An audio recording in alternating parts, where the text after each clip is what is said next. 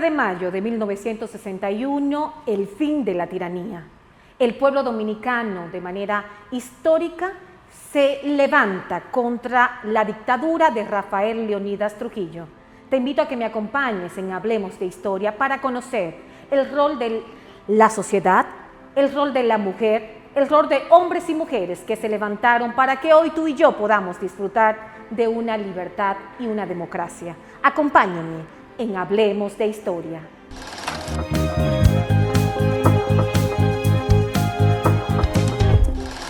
Bienvenido a Hablemos de Historia. Hoy nos encontramos con el historiador dominicano Juan de la Cruz. ¿Quién es el historiador dominicano Juan de la Cruz para los que nos sintonizan?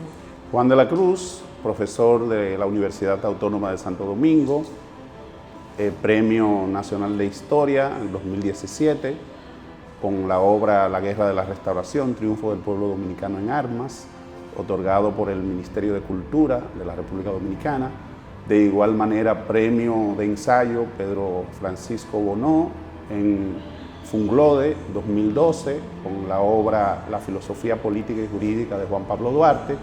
Y hemos, al día de hoy, producido entre textos de historia, de filosofía y otras áreas de las ciencias sociales, 13 obras hemos publicado hasta el momento, sobre distintos temas: la independencia, la restauración, Juan Pablo Duarte, sobre temas vinculados al pasado reciente y sobre distintos personajes, digamos, de nuestra cultura filosófica, como Andrés Avelino padre, Andrés Avelino hijo, Andrés López de Medrano, siglo XIX, es decir, distintas temáticas relacionadas con la filosofía, con el pensamiento, con la historia, con los procesos, vamos a decir, identitarios de la República Dominicana. El 30 de mayo del 61, Día de la Libertad para los dominicanos. Salimos de la tiranía de Rafael Leónidas Trujillo. ¿Dónde nace Rafael Leónidas Trujillo? Trujillo nace en la común de San Cristóbal, lo que hoy es el municipio de San Cristóbal, el 24 de octubre del año 1891. Nace en una familia con una situación económica no muy adecuada. Esto de alguna manera estimula o motiva al padre de Trujillo a verse involucrado en distintas situaciones, vamos a decir, de cuatrerismo, es decir, robo de ganado. Y esta situación lleva específicamente al padre de Trujillo a estar preso en varias ocasiones, incluso posteriormente, de acuerdo a partes policiales, estuvo preso por crimen, por haber asesinado a una persona. Y luego también vemos a Trujillo preso por distintas situaciones. Una de esas situaciones fue haber robado, siendo empleado del correo de San Cristóbal, haber sustraído fondos del correo, y esto, una investigación prácticamente que se llevó a cabo, determinó que él había sustraído esos fondos y estuvo preso por varios meses. Pero allí Trujillo es servidor público. Allí era servidor público, era empleado del correo. Y asimismo fue también en el guardacampestre posteriormente. Y ella, vamos a decir, muy entrado ya el tiempo de la ocupación de los Estados Unidos, en el año 1918, cuando él ingresa ya propiamente ya a lo que es el ejército. ¿Cuál es el hecho que, vamos a decir, cuando entra al ejército, cómo se da ese ascenso de Trujillo y un hecho de su primera violación? ¿Qué pasó ahí? Sí, en el caso de Trujillo, ingresa al ejército básicamente por la intermediación de su tío, de apellido Pina, que tenía muy buena relación con los cuerpos, vamos a decir, castrenses norteamericanos que habían invadido nuestro país en el año 1916. Y Pina era una persona con muy buenas relaciones en toda esa zona de la frontera.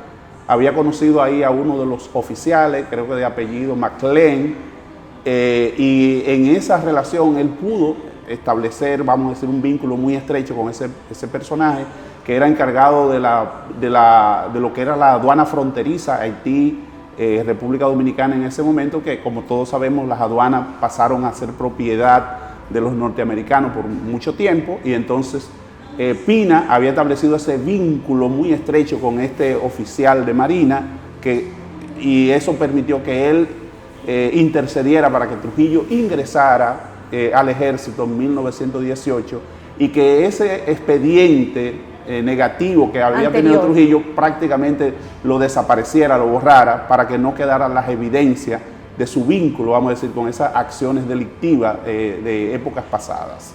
Es ahí entonces cuando Trujillo ingresa como segundo teniente a la Policía Nacional Dominicana, como se le llamó, y entonces de ahí pasa a San Pedro de Macorís.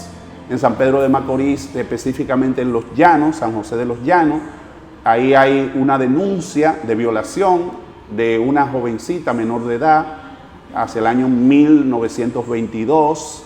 En una iglesia comete ese acto, vamos a decir, execrable, y es juzgado al interior, digamos, del ejército, pero como una manera de enfriarlo, lo sacan de San Pedro de Macorís y lo mandan para el norte, para Santiago de los Caballeros, que allí había sido designado como jefe de capacitación de la, vamos a decir, de la academia, una persona muy vinculada a Trujillo, y esa persona entonces lo ala para Santiago de los Caballeros. De Santiago de los Caballeros, entonces, posteriormente es designado como comandante del Nordeste, con asiento en San Francisco de Macorís. Es premiado, entonces es premiado. Nosotros creamos un dictador. Claro, es premiado. A partir de esa situación que ocurrió en San Pedro, es enviado a Santiago, ahí se enfría un poco y luego entonces lo designan, siendo en este caso mayor, fue ascendido de segundo teniente rápidamente a primer teniente, luego a capitán y luego a mayor, en cosa de no más de 2 años. Wow. Y finalmente incluso pasa de mayor, no pasa a coronel de mayor, sino de mayor pasa a brigadier, general de brigada, lo cual deja ver que hubo ahí una relación, vamos a decir, de apoyo de parte de los norteamericanos para violar el escalafón militar. Claro. Y en ese sentido, esto es lo que explica cómo Trujillo, de ser un mayor que dirigía el Comando Norte en ese momento, pasó entonces a ser general de brigada o brigadier, que es lo que le permite luego ser designado por Horacio Vázquez como jefe, digamos, de Estado Mayor del Ejército, y luego entonces como comandante en jefe de las Fuerzas Armadas Dominicanas. Dios mío, llega a ser comandante en jefe, pero el tema de cómo Trujillo se apodera, ¿verdad? Y llega a ser el presidente de República Dominicana. ¿No? En eso hizo una jugada bastante, vamos a decir, inteligente. Él había cultivado muy buenas relaciones en el norte, como le dije. En ese cultivo de relaciones se codeó con personas muy poderosas. Entre ellas estaban, por ejemplo, la familia Estrella, Ureña, que hoy sigue siendo una familia muy poderosa allí. Así lo son. Y en ese sentido, Rafael Estrella Ureña, que recién había llegado de Italia, crea el Partido Republicano, que era justamente como se llamaba el partido de Benito Mussolini en Italia, Partido Republicano. Cuando llega acá, entonces Trujillo se entera que este joven abogado que había regresado de Italia se acerca a él y traman entonces lo que se conoce como el movimiento cívico. ¿El movimiento cívico en qué consistió? Básicamente en emular lo que había ocurrido en Roma. Benito Mussolini había llevado a cabo la marcha sobre Roma en el 1921. Entonces, con esa experiencia de Benito Mussolini viene Rafael Estrella Ureña. Y entonces él y Trujillo idean algo similar, la marcha no sobre Roma, sino sobre Santo Domingo. ¿Y en qué consiste esta marcha sobre Santo Domingo? Salir de la fortaleza San Luis de Santiago de los Caballeros y llegar a la fortaleza Osama de Santo Domingo. Wow. Y entonces en ese contexto es que se explica cómo este señor, ¿verdad?, disfraza el golpe de Estado a Horacio Vázquez y a José Dolores Alfonseca, que eran presidente y vicepresidente de la República. Es así entonces como el 23 de febrero del año 1930 llegan a Santo Domingo, toman la fortaleza y prácticamente Trujillo, que era el jefe de Estado Mayor de las Fuerzas Armadas, el jefe de las Fuerzas Armadas, no mueve un solo dedo para impedir esto. O sea, eso demostró claramente que él estaba detrás de toda esta acción, porque desde Santiago hasta Santo Domingo no hubo ninguna interferencia militar. Y en el caso de Horacio Vázquez, cuando le pregunta a él si él es un reo suyo, él le dijo, no, usted es mi comandante. O sea que aún a sabiendas de todo lo que estaba haciendo, tuvo el descaro de decirle a Horacio Vázquez que él era su comandante, su presidente. Y es en ese contexto entonces que al llegar Rafael Estrella Ureña aquí a Santo Domingo, obligan al presidente Vázquez y al vicepresidente José Dolores Alfonseca de firmar un decreto mediante el cual designan a Rafael Estrella Ureña como ministro de Interior y Policía, que de acuerdo a la Constitución del 1929, que recién se había reformulado, solamente podía sustituir al presidente y vicepresidente el ministro de Interior y Policía. Y por eso entonces designaron a Rafael Estrella Ureña como ministro de Interior y Policía e inmediatamente lo obligan a renunciar, tanto a Horacio Vázquez como a José Dolores Alfonseca. Y es ahí entonces asume la presidencia de manera provisional Rafael Estrella Ureña y es el que organiza las elecciones de 1930, en la que Trujillo participa como candidato presidencial y Rafael Estrella Ureña, el presidente provisional, pasa como vicepresidente de Trujillo. O sea, es en ese contexto que se produce ese cambio. Aparentemente Trujillo no dio un golpe de Estado, sino que usó la vía constitucional para llegar al poder. Pero en los hechos sí dio un golpe de Estado, porque él estaba detrás de toda esta estratagema de Rafael Estrella Ureña y demás. ¿Cómo entonces ya Trujillo es presidente? ¿Dónde inicia la apropiación de terreno de empresas dominicanas donde los famosos gavilleros, ¿verdad?, se levantan en contra de la tiranía? Todavía no es tirano, solamente es presidente. En este caso, todo lo que tiene que ver, por ejemplo, con el ascenso de Trujillo, está mediado por la violencia. Es importante destacar que para Trujillo llegar a la presidencia y anular a los candidatos que terciaron en esas elecciones de 1930, desató una represión cruenta con la llamada Banda de la 42. Es decir, el candidato Federico Velázquez y el vicepresidente Morales, candidato vicepresidencial Morales, eran los oponentes de Trujillo y de Rafael Estrella Ureña. Los partidarios de Velázquez, Morales, fueron reprimidos de una manera con saña en todo el sentido de la palabra y lo obligó a renunciar a las candidaturas, a ellos, con la represión cruenta de la Banda de la 42. Y es esto entonces que deja a Trujillo y a Rafael Estrella Ureña solo en el escenario. Participan entonces en las elecciones que se celebran en mayo de 1930 y Trujillo gana con más de la cantidad de los votos que estaban registrados en el padrón. Es decir, que hubo un fraude electoral súper colosal en este caso. Y es esto entonces lo que permite que Trujillo supuestamente ascienda al poder con una gran legitimidad. Entre comillas, por la gran cantidad de votos que supuestamente sacó. Y es a partir de ahí entonces que él asume la presidencia y tiene un contexto económico nacional e internacional muy desfavorable. La crisis económica mundial de 1929, que todavía estaba en su desarrollo. Eso afectó lo que al propio Horacio Vázquez había afectado económicamente. Eso fue una de las situaciones que le desfavoreció a Horacio Vázquez. Esa crisis económica mundial donde Estados Unidos fue el centro de esa crisis y como nosotros teníamos una relación estrecha con Estados Unidos, eso nos afectó directamente a nosotros. Claro. Trujillo entra con esa situación y entonces encima de esa crisis viene otro elemento, que es el huracán de San Zenón, o ciclón de San Zenón, que ocurrió 2 semanas después de él asumir el poder. 3 de septiembre, él asume el poder el 16 de agosto. Y el 3 de septiembre, ese huracán azotó toda la línea sur del país. y específicamente la ciudad de Santo Domingo fue el centro del huracán y devastó prácticamente toda la ciudad. Lo que hoy es, por ejemplo, el baluarte del Conde, eso quedó totalmente devastado. Las fotos nos muestran que quedó totalmente devastado el baluarte del Conde. Entonces, toda esta situación se permite entender que Trujillo aprovechó esa situación para poder efectivamente declarar al país en estado de emergencia. Al declarar al país en estado de emergencia, pues nada más y nada menos, eso le facilitó a él prácticamente crear las condiciones para la dictadura.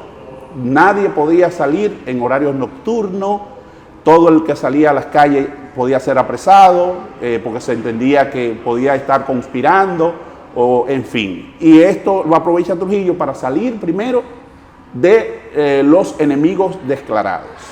Los enemigos declarados, él sale de ellos. Es decir, hace una matanza o de manera silente va quitando y deshaciéndose de sus enemigos. Va de manera progresiva. Ya.